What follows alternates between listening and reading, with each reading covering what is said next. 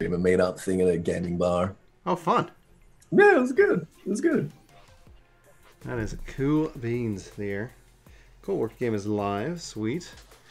Do an audio sound test. So yeah, just as a kind of a FYI, like yeah, let's try not to curse at all. Yep. It's probably good to tell me that. Well, it's like it's never anything that like offends or bothers me. It just becomes a little extra work. He just has to go edit it on the YouTube end. So yeah. So Right. just for every minute of his time he would like to have out of the future, you can just take that. And what? We have one subscriber just from like here we are sound checking. Spin up his time, you know. By Sound like saying fun. any cuss word you say. No, I guess you could do some Australian-based cuss words that I'm not going to understand. Exactly. Yeah, We cuss on because Twitch, it means you have to cuss be over on YouTube. you have to be a little bit more like creative when you want to express yourself. You know what I mean? Yeah. What's going on, everybody? Yeah, What's going on, chat? YouTube's really coming down on it, isn't it? Wait, I'm sorry. What do you say? YouTube's really coming down on swearing and stuff. Everything like On anything they want. Yeah, They're like- just beginning to punish for things without even announcing what the things are. that. Yeah. Just figure it and- out. Just completely arbitrary as well. Yeah, it's like, and this is, it's an interesting topic in and of itself, just being on YouTube. So how, like, Ethys, I first discovered you via your Armoire, series. You're sitting here just talking about the weapons and the story behind these weapons, and I was just like, this guy's awesome. I think, I don't remember when I first subbed, but it was like you were just getting started out, and I was like, this is just like utterly fascinating. But I don't know actually how long have you been doing YouTube? How long were you making content? I started doing YouTube when I was in my honors years, so it was the beginning of 2015. And what's an honors year? Honest. Oh man, how do you explain this? Is it university? Is it like yeah, it's university. It's like you do your degree, and then you can do More degrees. Basically, yeah, more Graduate work, like Yeah. post It's- degree. It's not like it's an extension to the undergraduate degree. It's like what you do before you do a PhD. Yeah. Basically. Okay. Okay. We call that a Like, that's the main master's purpose. here? Like a master's? But we have masters. We have masters, Mhm. and this is more like if you're not doing a masters and you want to like fast track to a PhD in 1 year rather than doing like a masters over 2 or 3 years, you do basically. So like another half step. Like we have associate's Yeah. degrees that are before bachelor's. Your bachelor's, but yeah. After. Yeah, so it's like yeah. So it's like if it's you're like getting that- your bachelor's, you wouldn't necessarily get an associate's, but right. So Yeah, what so did you it's like- study? What did you study? I studied philosophy. Oh, thank God. I was going to say, like, the way you describe things, like when there was one video that you started talking about, like, both Judeo-Christian and Hinduism and all these various philosophies, and I was just like, this guy, I love how he thinks. I love philosophy. I wish I could major in it, but I was like, how am I going to eat? Yeah. philosophy at St. Greg's, you'd be a Yeah. professor. I don't know if you're aware of what direction that goes at your university. Yeah, a philosophy at There St. are Greg's children. would mean that I'd have some kind of collar with a little white, right there, or like a brown monastery monk robe, I don't know if they'd let me play video games. Like that'd be interesting. But Brian becomes the patron saint of video games. I honestly like I would not be offended by that at all. That would be pretty epic. That or / YouTube. Well, I get into practice. I get into really good practice with it. in front there, just doing that. Well, it's like because it's like, all right, I don't know how you edit your videos. One of the things we do is that like if you mess up, like I'll give it a take, like I'll because whenever going through and doing the cuts, It's so easy to see. it's like, oh, there's a gap. Yeah. I'm telling myself in the future, edit myself now, I should cut this. It's like, okay. It takes Brian and I 3 or 4 tries to start a video together or to end a video together. Oh, it's ridiculous. I had that problem like so much before I started doing more stuff on Twitch. Because on Twitch, like you just have to wing it. You don't get second takes, and then Right. you find that when you go back to doing like, YouTube content, it's sort of like near enough is good enough. Well, there's a big difference between, so a lot of people are on both platforms, but there's a big difference, and I don't know, once again, it's like a chicken or egg thing. Like I don't know if the person evolves to their platform or if just the way they're wired already gravitates to YouTube or to Twitch. But Twitch streamers have this ability to like be like long-winded in a good way. Like they can fill the time. You can't just stop talking. You don't get second takes, and if you stop talking, it's really boring. I'm not naturally good at that. And that's something that I struggled with on YouTube when I was first starting. It's a skill. It's something that you learn. Because I mean, like in social settings, I'm never the one to like, you know, try and command the room. I'm not that much of a narcissist, despite what some people think. I tend to like listen a lot more, and just like if I don't have something poignant to say, then I'll just keep my mouth shut. And Twitch kind of like forced me to beat that out of myself. So it's definitely a skill that you kind of learn and pick up, and you learn how to say things with less precision, I think. It's the other point of being long-winded, right? It's like you just take longer to say, you know, what doesn't need very long to say. But that's what people like to see on Twitch. So, well, otherwise, I had 20 important things I wanted to know from you, and you told them to me in 2 minutes. Like, how do you make a 3-hour stream out of that? Yeah, exactly. and it's so hard. It's so hard to work that out, but you eventually do find a way. What is it from Jurassic Park? Life finds a way. What's up? It's so weird to me because like I mean what I was studying, like a whole point of philosophy is about expressing yourself like precisely, right? So having to like unlearn that and basically do the opposite and just effectively talk garbage for long periods of time. It's a lot of fun, but it's really hard. It's really hard. What do you like? So obviously, like you made the jump into Twitch. Has it been a year yet, or is it like, or is it longer? Yeah, it's been a bit over a year. I mean, I got partnered like pretty much straight away because of, you know, the transference of audience. So I think it's like 13 months now. That's great, dude. Congratulations on that. No, thanks, man. So go ahead, Chris. So when I was looking for pictures for you for a thumbnail, when I was stalking you, and I was trying to decide, do I grab a screen grab out of one of his videos, or do I just go troll the image results with your name? So, you know, I tried both. And I noticed there was a picture of you with Yoshi P. Like, how do you feel? Like, there's like a media tour thing, right? So like, how does that relationship, how does that form, and what is that like? Well, like Brian's tie to Square Enix comes through Gamer Escape. So any relationship that Works a Game has is from Brian's experience on previous podcasts. Yeah. Yeah. Well, I mean, I'm not even going to talk about the comments section on the video. All right. I thought you were going there. We're not going there. I just have a question about the relationship of the no.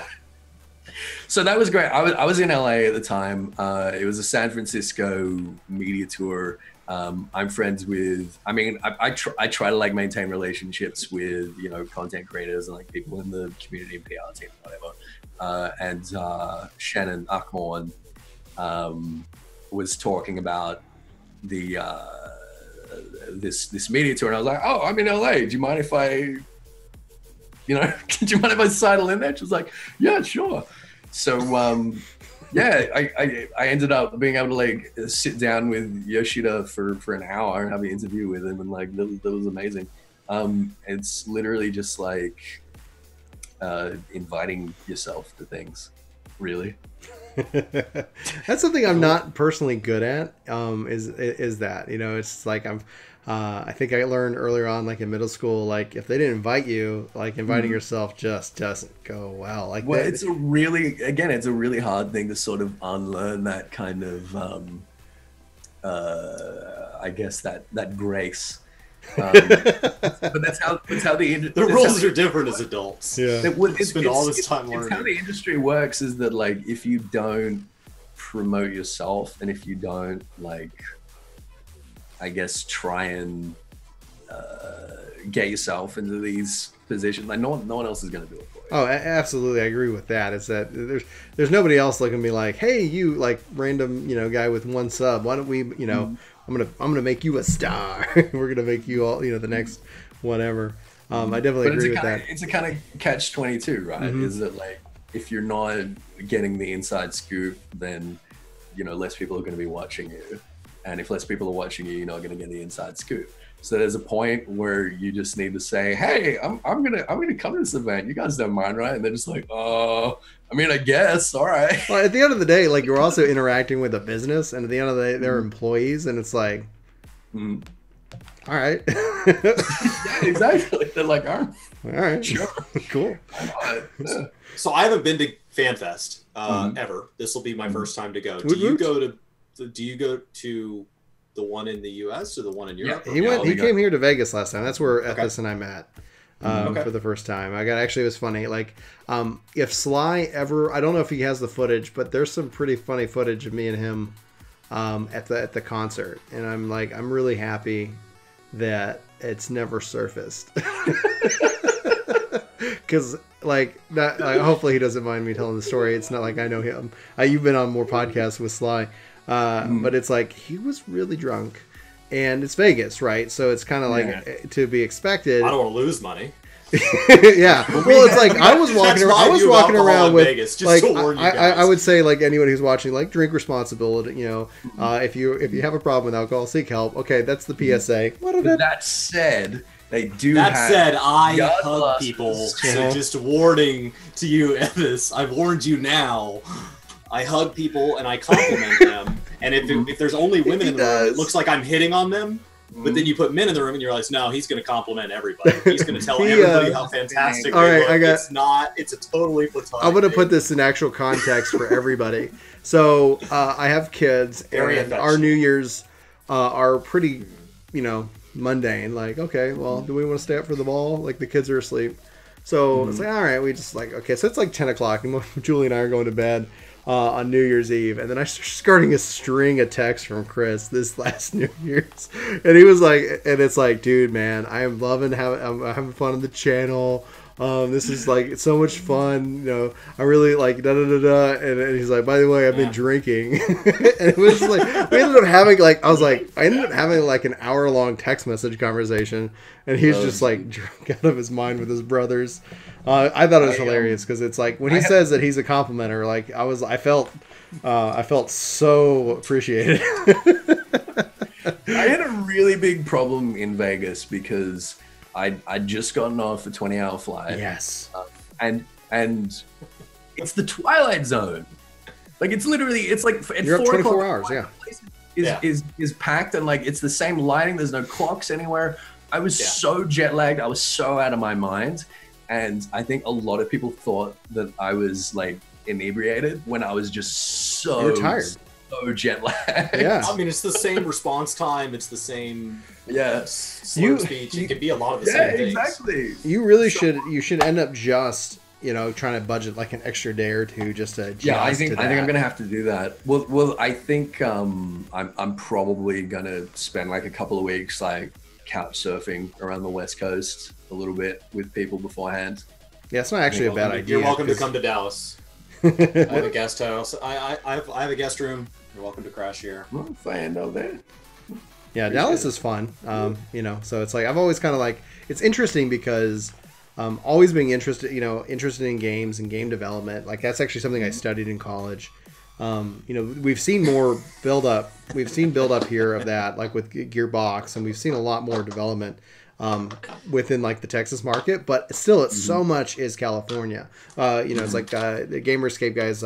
So Fusion was going out there, and he's like, "Hey, anybody want to go out to this media event?" And I'm like, "Oh man, it's California." Like, okay, that's this cost. It's at a minimum, I'm going to spend this much money. I can't make it. What's so funny, Chris? Is there a comment I missed? Yeah, Grindy said we'll see Ethys in the corner of a happy stream just after landing, and I just picture him just passed out in the background.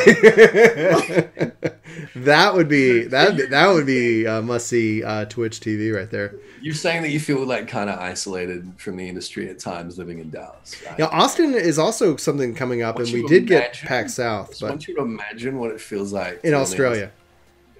Yeah. I'm not saying it because it's like, oh, I'm just saying that it's the fact that if you if you come into the West Coast and you spend that time, it's like you're gonna be in the heat of it. You're gonna be where the journalism and all the events take place. I nearly moved to LA. Like, really? I applied for a green card. I spent about 6 months. It's harder to get one where you live than where we live. Yeah, right. I can't go to Australia. They're not letting us in. And I was sort of kind of preparing to do that and considering doing that because I had this idea that like if I wanted to be in the industry, if I wanted to be doing this like professionally, like I had to be on the West Coast, and that's simply not true. I have been basically focusing more and more on forging like local connections, and there's a lot more to the local industry here than I realize. Like the more I dig, and I think that's pretty much true like anywhere in the world. California is redundant, and people are going to start realizing that. I can't imagine the expense. It no longer matters where you are, like geographically. Right. The server thing matters. Like our big complaint is that Aether and Primal don't talk to each other, and they're in the same. They're in the same location. That you don't have a dedicated server, and we're like, we have too many servers. Yeah, we've got 2 of them. I'm just speaking like about the industry more broadly. Yeah. Right. Idea that like gaming, there's like this overlap with ideas of like the traditional entertainment industry that's all about like LA and California and that. And it's like that is still like true to some extent, but it's like so rapidly becoming redundant, and people are so rapidly realizing that geography no longer means anything. I had a conversation with somebody at Blizzard about that, and they were at that time they were still wanting locals, but then we were even hearing more and more Blizzard employees are working in Texas and various places. The expense, the like I can't even fathom. So these like I'm watching these guys like at IGN or like their podcasts and things like that. I'm like, how can they even afford to live in San Francisco? I had to go out to like Pleasanton. Crazy. I had to go out to Pleasanton, and I was like yeah, food is reasonable. Like I wasn't blown away by that, but I was just like the cost of living. Like this house that's like 1,000 square foot is worth $1 million. Oh my! And people are getting 100. Fun fact for you. Yeah. The cost of living in San Francisco is cheaper than Sydney. Like seriously, significantly cheaper than Sydney. Is one of the most expensive cities in the world. Wow. It is. Well, their real estate market's never had a crash, right? It's basically immune to. Yes. It's nearly perfect. Yeah. It's an incredible market to study just because it's just so apparent you can't lose. Yeah. And I've grown up in this like real like idyllic corner of Sydney, like right on the beach, and I basically need to accept that if I'm going to be pursuing what I really love doing, which is being poor, streaming on Twitch. Yeah. Then I can't keep renting here. Like I gotta get out. I gotta go down there like Adelaide or Melbourne or something. As long as you got a good internet connection. Do you think you have an advantage on Twitch because of the time change? So the difference between Twitch and YouTube is there isn't an algorithm driving viewers to content, and we can debate on how well the algorithm and everything YouTube does it well, but that is the difference in a core mentality. And Twitch just sorts most to least on a subject. So there's this like critical mass where you're kind of a snowball rolling down a hill where the biggest guy, as long as he's not awful, can stay the biggest guy. Do you think you have an advantage being in a different time slot, getting started? I mean, so being in a time slot, which is basically like late night for East Coast, like really late night, you have less competition. You also have a significantly smaller audience. And the problem is that we're playing a game that doesn't have any Australian servers. Okay. The Australian content getting matched with the right content. Yeah. Right players. The Australian audience is like one of the fastest growing demographics on Twitch, but in like the context of Final Fantasy 14, it doesn't kind of necessarily match that. So there's like a lot of potential in it, but I don't know. It kind of like I think the lack of content and the I think like the lack of competition and the lack of traffic kind of even each other out a little bit. Like I've experimented with like different times, and it just kind of ends up like around more or less the same. So I don't. Growth on Twitch is hard. Growth on Twitch is hard. It's easy to look at the big guy and say, "Oh, I'm better than him," or "Oh, so and so's better than him." But the numbers, that guy got there for a reason, and so whether or not they're my taste and whether or not I like either their production quality or their personality or whatever doesn't really matter. What matters to Twitch and what matters to if you're going to make a living at it is the number. So you do it for the passion, you do it for the joy, but when it comes to paying your bills, I say let's make Ethys. Let's make Ethys the new ninja. Let's get him on Fortnite, get some lore going. And so that's an interesting thing about being able to do it remotely. You know, so Awkward Sacrifice says unless you're a voice actor, but today on that stream from PAX, they talked about the voice acting behind Final Fantasy, behind Stormblood, and how much of it is done remotely. They can basically take people, I mean, microphones, I don't know how big the microphone you guys are using, but mine's the size of a fist, and so you can just pack that in a bag, and these days it's cheaper to just fly somewhere and meet some guy who lives in wherever, and then pay some voice actor that's paying LA rent. I'm still blown away that it would be like actually a positive financial cost to him to move to LA. Like I did not anticipate that, because like every conversation I've had is like, you want me to take a huge pay cut?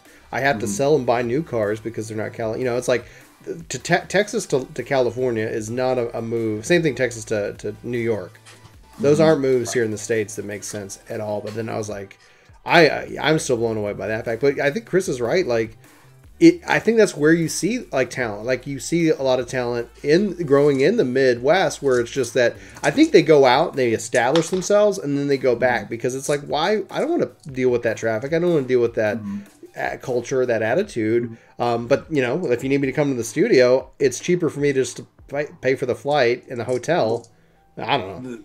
The thing with California and LA is that like it's about the networking more than anything else. It's like the people that are established, they live there, and that's the thing with the voice acting as well. Like voice acting community, it's like very small, it's very insular. You basically need to be drinking buddies with another voice actor to be able to like elbow into that. It's all relational. It's all relationships. Yeah. But the thing is, like, I think, like, as I'm finding in Sydney, there are people that are innovating. There are people that are growing, and they sort of build everyone up around them, in a sense. So if you identify those people, like you say, you identify, the talents in the Midwest, or the talents like here in Sydney, and you make sure that you're networking with them, and you make sure you're identifying with them, and you're sort of trading notes with them, you kind of build a more diverse industry. And it might be a little bit more work, but I think it's a reasonable way to do it. So what's the worst comment you've ever received on YouTube? That you can share without having to like that you feel like sharing, obviously. Well, I mean, I've had threats of sexual violence as YouTube comments, which is pretty rough. Yeah. I don't think I used to like highlight and save like just really hilariously vitriolic comments, but I don't think I have them on this new PC. You get some really weird ones, man. Brian's got me beat out. Brian. Oh, yeah? Yeah, Brian got told to have cancer and die. Okay. And it was very descriptive. It was. It's fascinating because so the reason I kind of bring it up, because it's that we just finished talking about the ability for us to kind of what's the term? No, not e-commute.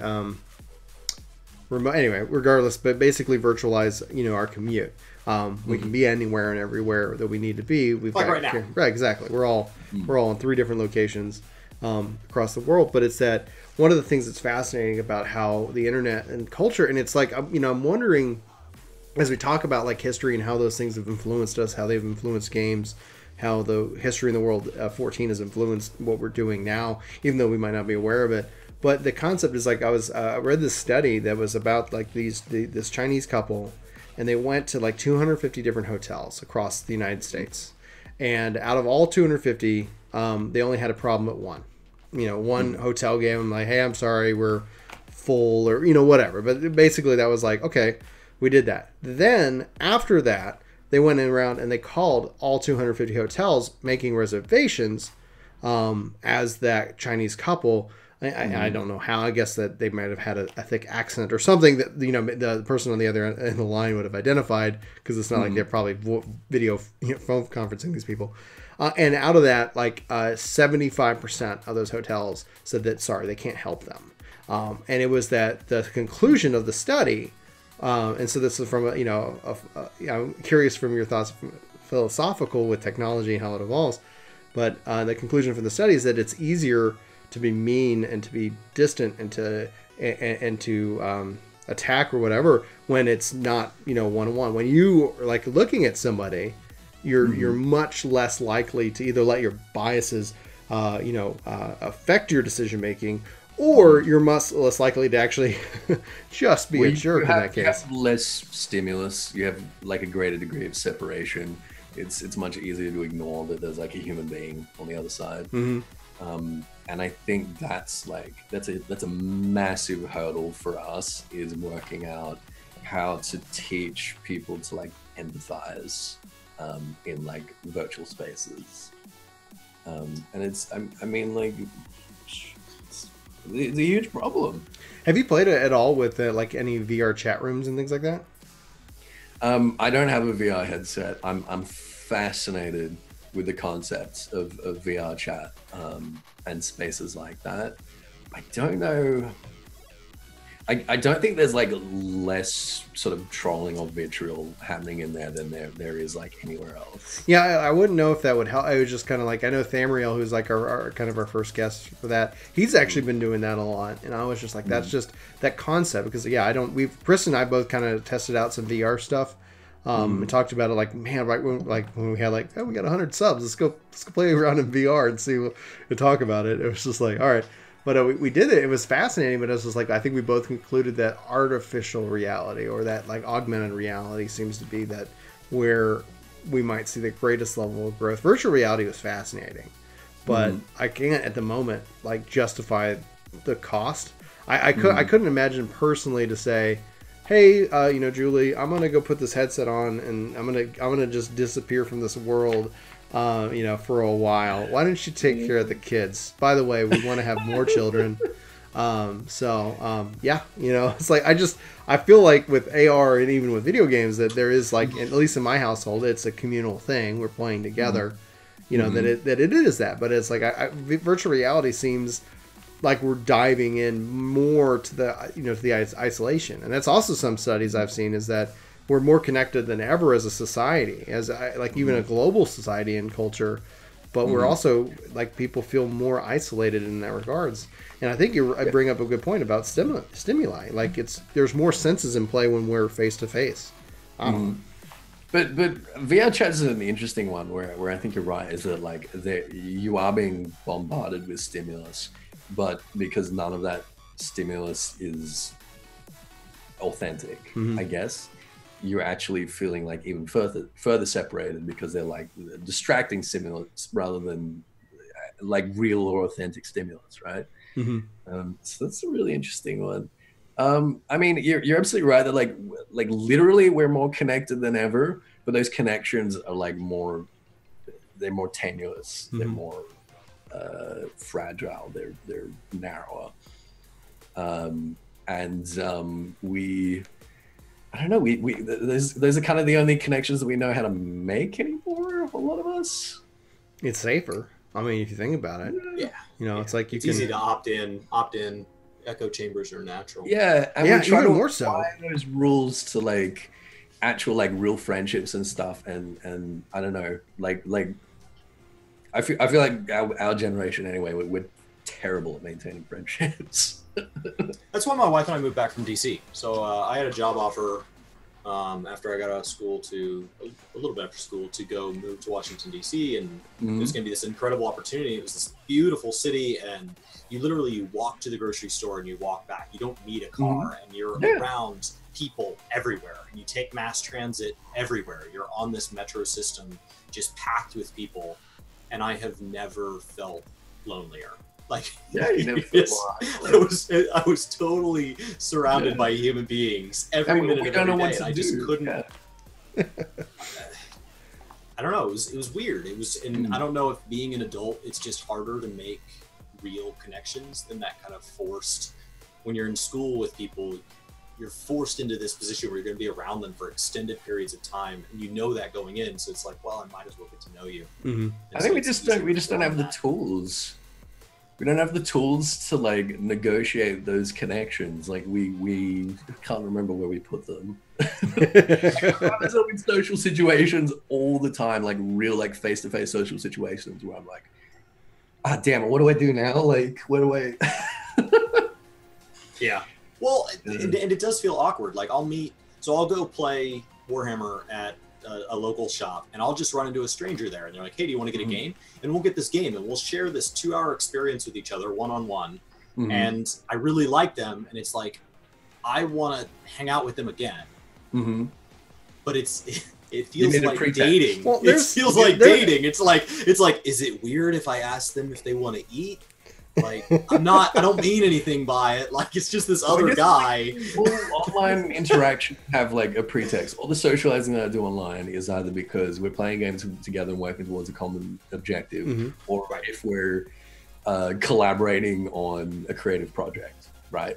And it's like you need that pretext, and if you don't have a pretext, then it just kind of feels like that's one of the strengths of gaming and friendships that build out of that. I've been playing games with a couple named Tim and Jelly, like that have been a part of my gaming family for almost 10 years, like since 1.0.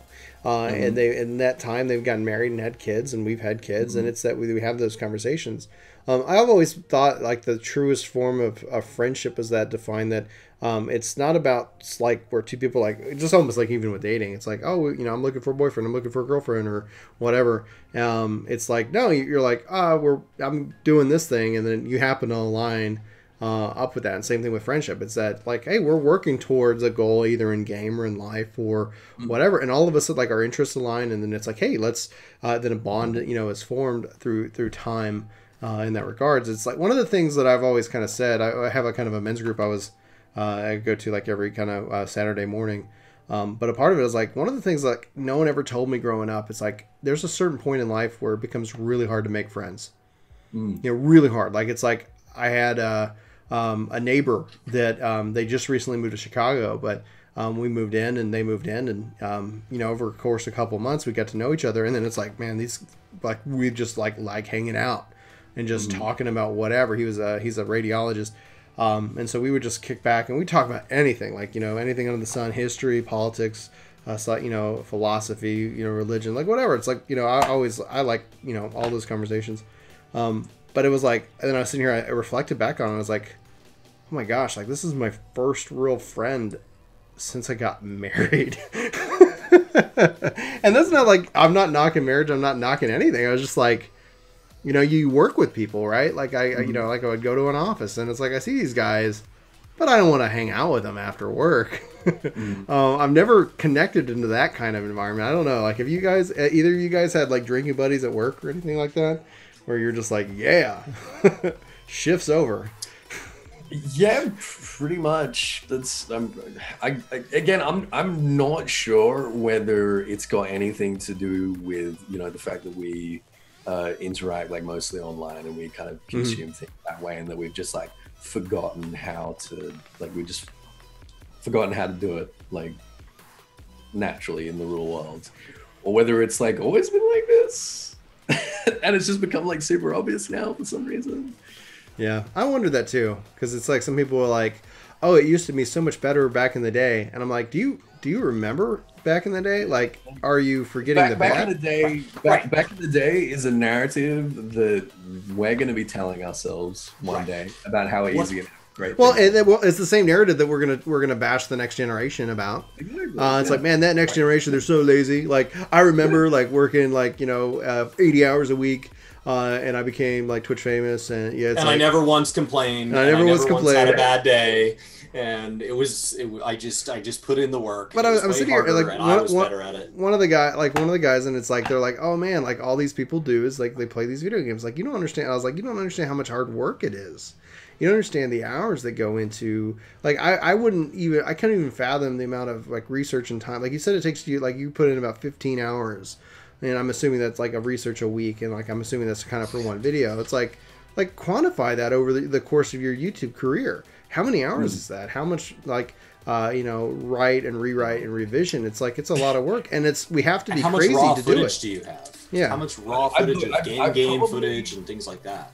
I've probably spent more time writing for my YouTube channel than I did for my degree.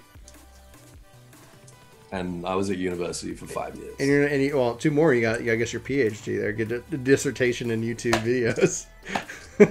Yeah, well, I mean that's the thing. Like, Doctor so Ethys. It's an insane amount of work.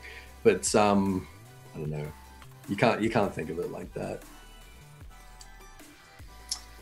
Well, did you have any questions for us? Is there any questions in the comments? The one comment I did see was echo chamber or hug box. So get Chris drunk and put him in an echo chamber. There you go. Someone was weighing in on a debate between me and LBR, and was basically like, oh well, LBR, they tell it how it is on like these echo chamber hug boxes, and I just thought it was so funny that I just like named my stream title was just the echo chamber hug box for like 3 weeks.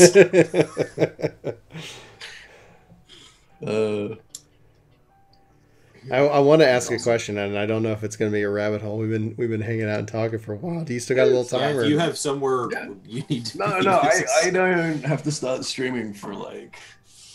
This is our Saturday, so we're just hanging out. I just be looking at packs. I go to work after this. Like, that's all I've been doing right now. And it's at some point I'm going to show off what I've built on the channel. It's like nothing to do with games, but it could change some lives, I hope. But I'm just like, I haven't played any games, and so the question is like, so is the guy that got me, not including LBR in the post about 14 community at Ethys.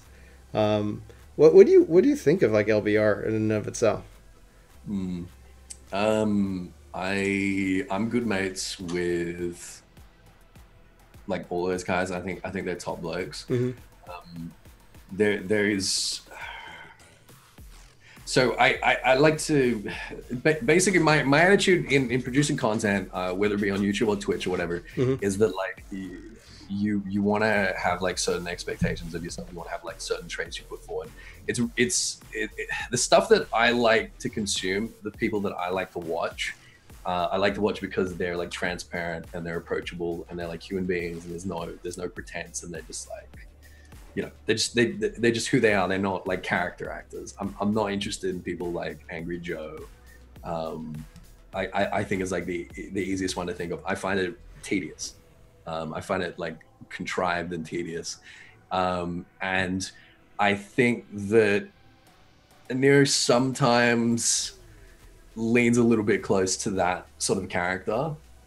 And sometimes dials it up like a little bit too far. I don't know. Well, it is a character in that, it is a character show. Like, these guys have some of the most, like, they have some of the most unique voices, so distinct in that. And it's like, I've always respected what they've tried to go out and accomplish with the Howard Stern of Final Fantasy podcast. Yeah. And at the same time, I'm like, that's like niche within niche, for that window. And it just got to the point where I've tried. Like I've tried to consume the content because it's like I do appreciate what they do. I've met I met him at FanFest, and I was like, it seemed like a really awesome guy. But like I've I don't consume Howard Stern. Like at some point, like I've watched an episode or two, and it just like that wasn't content that I was interested in, and that ended up being the same thing with LBR. And it's like it's like I've always wondered like what other creators in the community kind of thought of that content, because it is such an interest, like so I always encourage people to go check them out, because you might really connect and find what they're doing. But they are like I mean, unless I'm wrong, but like you seem to affirm that like they're playing characters in this regard, like it's all hyped up, and everybody's a person, everybody's a spectrum, right? And so you choose when to hit record, you choose what, if you know that going to the dentist gives you a headache for 2 hours afterwards, you choose to schedule your dentist appointment so that you're not on stream while you have a headache, right? Like and it's not that you're not being genuine by hiding your headache from your viewers, right? Like so there is something about everybody is choosing what piece of them to give to the camera, but I think that they're definitely further on that end as far as like making sure that they kind of get themselves dialed up. Well, like Aqua, go ahead, Ethys, go ahead. I think you shouldn't choose. I mean, the content that I prefer is when I know the people aren't choosing. That I know the people are just like presenting what they are, where they are. They're human beings. I appreciate that. Sure. And they're not like cutting out pieces of their personality or putting pieces of their personality like. But your YouTube content is highly edited, right? Oh, like you spent a very long time. So there was a cutting process, and you may have thought of 100 ways to say it, and you picked one. Right? Yeah, that's true. I'm not saying they are different things. LBR is very different than most of the Final Fantasy creators. And that's kind of what I was like Aqua Sacrifice pointed out. He said the problem is Nero's character is really close to what he actually feels, and for me that just makes me think of Stephen Colbert and Stephen Colbert. Like they're like he is playing. It's kind of that oh gosh darn it satire. There is that sense of satire that's riled into it. But the thing that I find it fascinating is because when you look at like Angry Joe, you look at Negative gets like, unless the algorithm's going to dramatically change, Negative gets views. Like if you're chasing views, and that's the thing I love when people like we talked about like what you're like we went dark with people want me to die of cancer. Probably will. I mean, I've had skin cancer, but it's like I'm a ginger. It's it comes with the territory. But it's like outside of that, it is the truth. Outside of that, it's just that like I'm a generally positive person, and Destiny 2 just burned the living crap out of me, and it really made me sad. And that is literally the biggest video. It's the crappiest video I've ever made in the history of YouTube. That my career lowest audio quality, least prep. Brian very rarely has bad days. It is our #1 viewed video. And it's like when you look at Angry Joe, you look at that, and it's that people, Negative has that sensationalism, and I haven't seen that connect with LBR. Like when you go and it's like, it's like I was always like, like, and they had the explosive growth, but I haven't seen that over the course of them, and that's just surprising considering all things considered how like that sensationalism, that satire. Within the 14 community, but even broader than that, in and of itself is like, that's like, I told somebody like, they're like people consider us big on YouTube now, which like Chris and I was like, I still feel surreal. Like I still feel like we're at like 100 subs.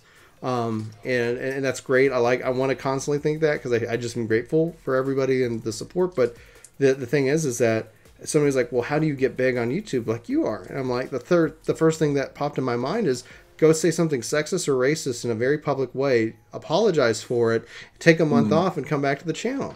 It's like, go do something ridiculously extreme that's not your... But people want authenticity, but at least they say they want authenticity, but they love drama. They want the emotion behind it. They want that sense of that, the chaos. Except we're attracted to it, interestingly enough. Otherwise, like, why would Game of Thrones be good? It's like here's a story, and all right, this is the money, man. I think that's true, but I think that, you know, people want drama, they want intrigue, they want a story. That kind of sensationalism, that sort of negative, like angry sensationalism, is the easiest way to do it. It's not the only way to do it. Right, it's true. That's very true. It's not the only way to generate, like I say, intrigue or generate a sense of momentum or whatever it is. I think that it's more difficult to be like the kind of transparent, genuine person and still like build that. But I think people are starting to react against this sort of sensationalism. Yeah, I think it's becoming more and more. It gets played out. Yeah, you know, it's people are sick of it, and I like to think that people are sort of swinging more to the side of wanting to interact with like real, genuine human beings. That's why Twitch thrives. That's what's unique about it. Yeah, is that you're actually, it's reciprocative. And I don't know about you guys, but when you see like a big YouTuber who's streaming on Twitch, it's not like, it doesn't feel reciprocative. It just feels like it's watching, a lot more. It just feels like you're watching like a raw cut of one of their YouTube videos. Very true. Yeah. And yeah, I think people are just getting less and less interested in that. It's interesting to see the explosive growth that Twitch has had, and obviously, you know, it is different. One of the things that, you know, being a relapsed Nintendo fan, with the Switch and having come back to it, it's that it's still weird because they don't let me stream Nintendo on YouTube because we're right. But I can stream it on Twitch and they don't care. Like there's like. Yeah. It's really like it's really weird, and I haven't wrapped my head around it. But it's always nerve-wracking whenever like you're just trying to decide what content to make. It's all, you know. I haven't seen you do any Nintendo stuff. Have you ever like where do you feel? What do you feel about Nintendo specifically?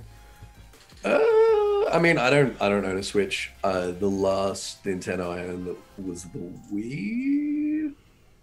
You say that like how I feel about the Wii. It's like, it's just like, you know, people are like, oh, it sold 100, you know, whatever million. I go, it sucked. Yeah. Like, let's be honest, it was a crappy system. Yeah. You know. Anyway. I mean, yeah, I'm not like a big frothing Nintendo fanboy, but I'm aware of the criticisms that people have regarding like their business practices and stuff. They're very they're not good at dealing with influences. They're very they're just slow. Yeah. They just can't keep up with where the industry is, and they don't understand the majority of I guess like exposure. The majority of marketing and like PR is done through these independent influencers, and they don't like to relinquish control to people like that. You can understand why, because you know because we're dropping racial slurs left, right, and center on these platforms, and like it's risky. Like it is a risk, yeah. But there's what's the alternative? We also have the eyes, right? Like the thing that it, you know, with the apocalypse and with all that, like we still have the audience and the eyes and the thing, and it's like you look at do y'all have Toys R Us in Australia? Yeah. It's closing. Like Julie and I actually just went there the other day because it's like, well, let's go get some stuff on sale. Haven't been in Toys R Us in years, but Toys R Us doesn't advertise on YouTube. It doesn't advertise on Twitch. They're not a part of the whole toy review fad or phase. And it's just like, who has heard of this company? No one's watching, at least here, you know, live television. You know, for the most part, it's a weird shifting market to see that so many people have recoiled from it over the last 2017. Into now, and that's where like it's interesting to see also YouTubers like make that crossover into the YouTube and the Twitch. That you know, it's a smart business. Like if you think of it from a business perspective, that diversification of revenue. But it's just, you know, it's going to prove interesting challenges that even Twitch is struggling with. I've heard some interesting policies. That people can be like, oh, you can get in trouble for comments people are making in your Twitch chat. Yes, you can be in trouble for comments that people are making on your chat while you're not online. Right. Why is that? So like our chat is on the screen right now. So if we leave that on the screen, we're technically kind of broadcasting that. It's sitting in the archive. If we push this over to YouTube without touching any of that, like we are making whether conscious or not, we are contributing to that comment. But how are we responsible? As far as Twitch is concerned, you're generating that comment. That is your comment as far as Twitch is concerned. So Twitch has brought in this basically the parameters are they've got this idea of making like a good faith attempt to moderate that kind of stuff, which is completely arbitrary. And what that means is if you're making Twitch a bunch of money, you do whatever you want, and that definition works in your favor. And if you're not, they come down on you really, really hard so that they can demonstrate to their backers that they're it shocks me the doing something.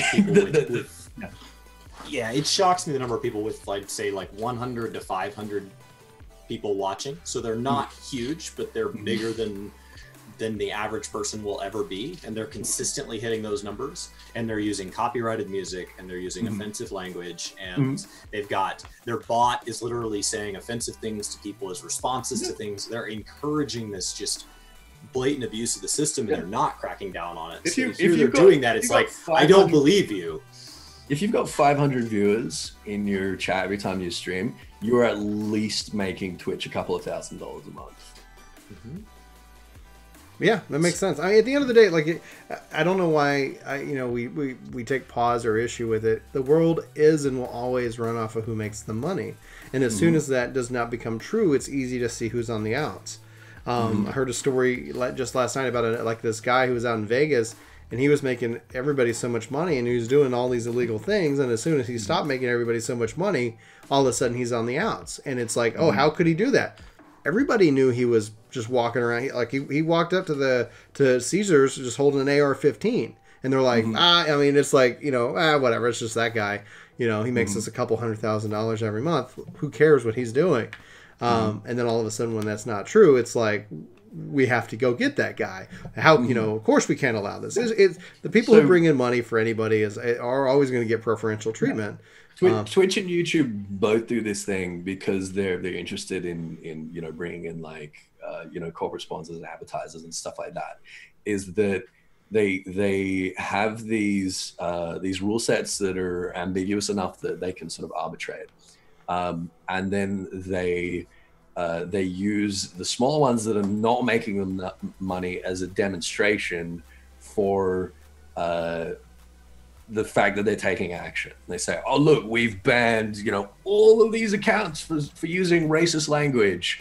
And this one guy, that's just one guy, right? It's fine. And that one guy has more views than everybody they banned combined. Yeah, exactly.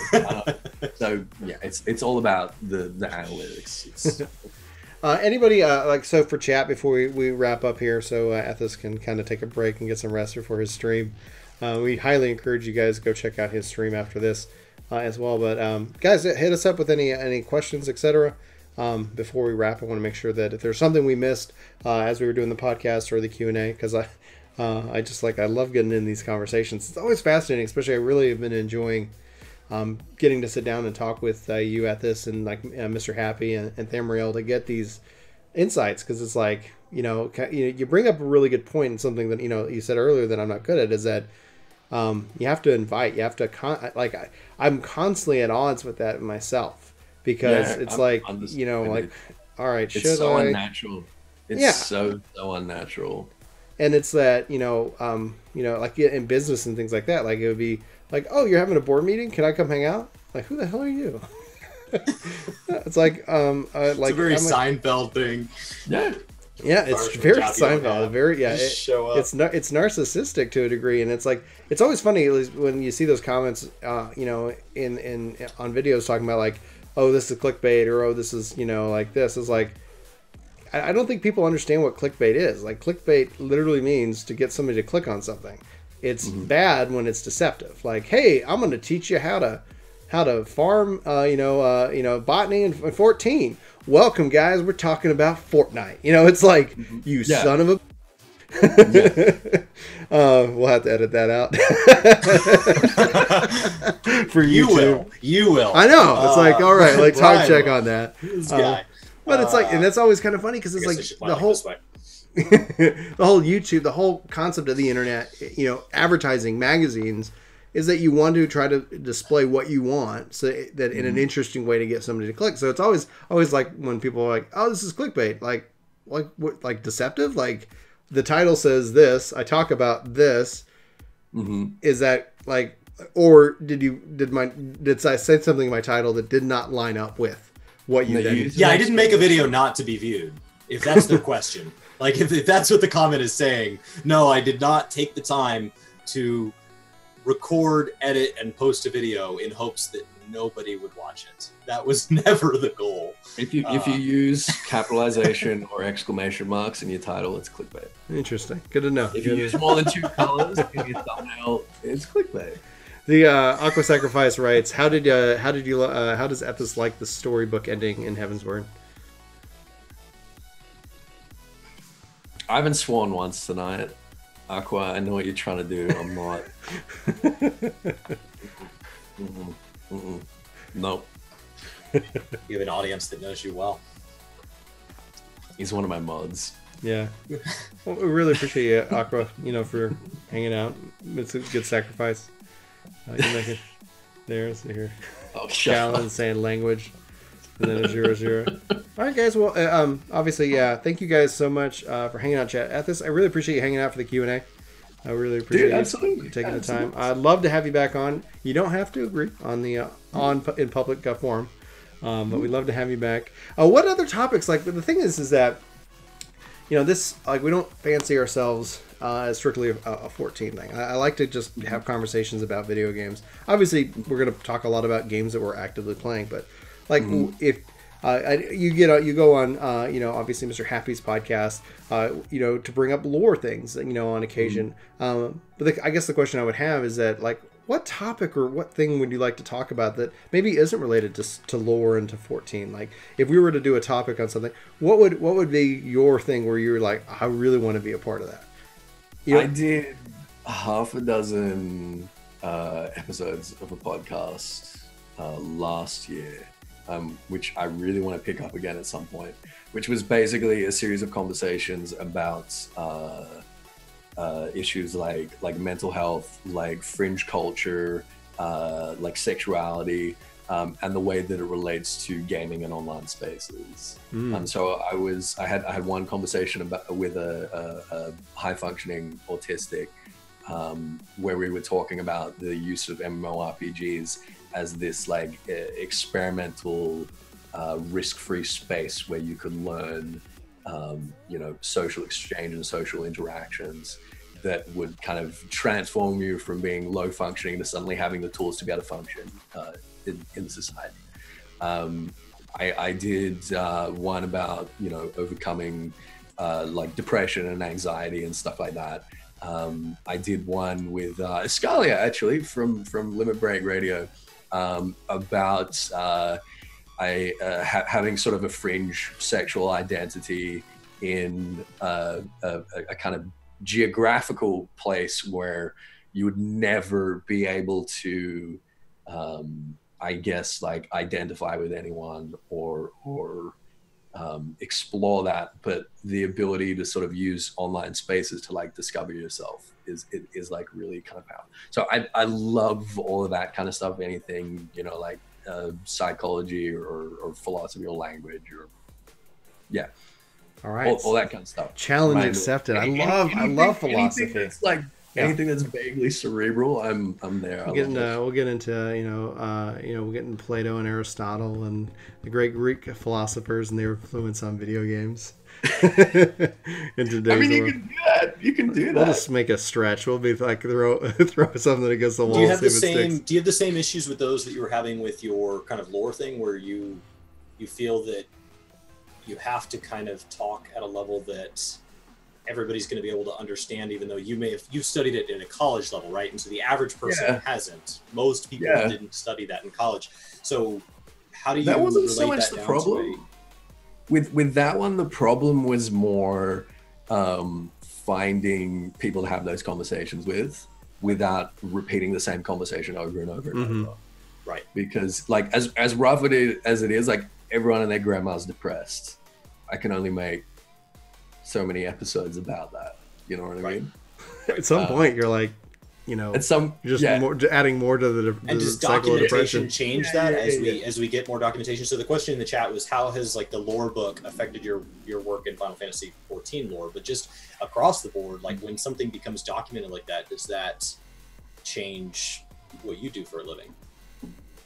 I mean, not really. Because normally when something becomes documented, it doesn't become like more illuminated, it just becomes more easily accessible. Mm-hmm.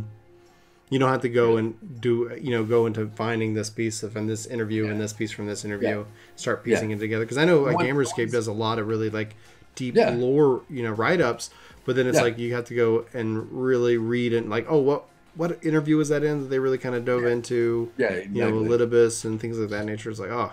But yeah, so it's like it becomes that like, oh, the Google of that. Like I know I can go here. Yeah, it's going to be a little bit easier to grab. Azura, she stated that and she's actually a part of our community at Work the Game.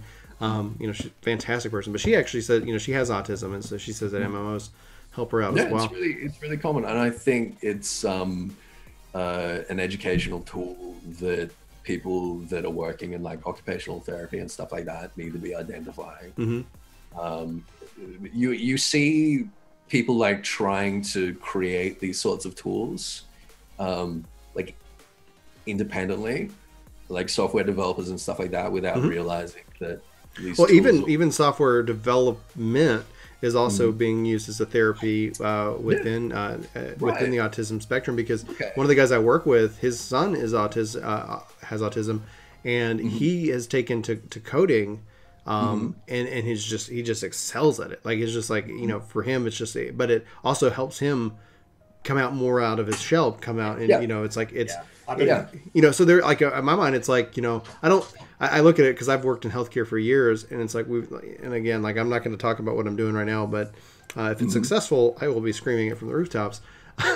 but it's the same thing. It's like I don't really think that there might not be one right answer. I think there could be 100 little things. We got to look at all of them, piece them together, and then build the model to say, okay, this is great. Because when you start looking at an individual, especially like on a cellular level, there's so many factors that we're just starting to learn how to ask the questions. That's actually like for anybody, like if there's ever like a quiz like Work the Game trivia, one of the things that Chris and I usually always said when we first started out was there are no wrong answers. We just have to figure out what the questions are. And it's just like we don't know what we're doing. We're going to put ourselves out there, and we're going to figure out how to ask the questions the right way. A lot of these tools already exist, I think. And a lot of people, again, like with autistic people with MMORPGs, like a lot of people are kind of like feeling their way through these tools and like identifying these tools independently. And you've got people like on the professional side, they're saying, oh, we really need these tools to be able to help these people. It's like, well, come over here and look at this. Look at what's happening here. And I think there's a whole lot of that going on in the gaming industry, like across, again, a whole spectrum of like I said, of like mental illness, of sexuality, disability, of a whole bunch of things. All right. And there's a lot of work to be done. There is. Unpacking that.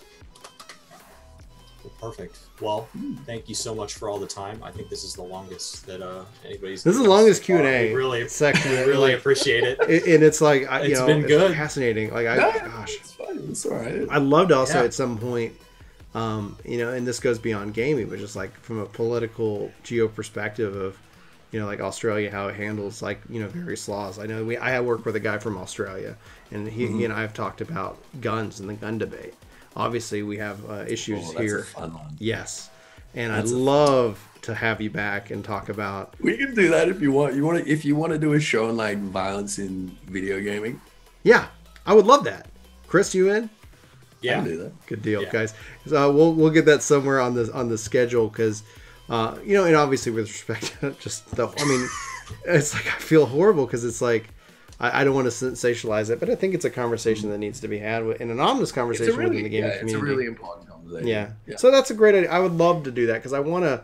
That's what I want this podcast to be, is that conversation, and have you know, honest, you know, thoughts. And I love how you think. Like, if I haven't said it enough, like, I really appreciate your work and the sacrifice of your time for the content that you make. My wife and I were coming back from San Antonio, and we just you know, marathoned your like 1.0 summary series and 2.0.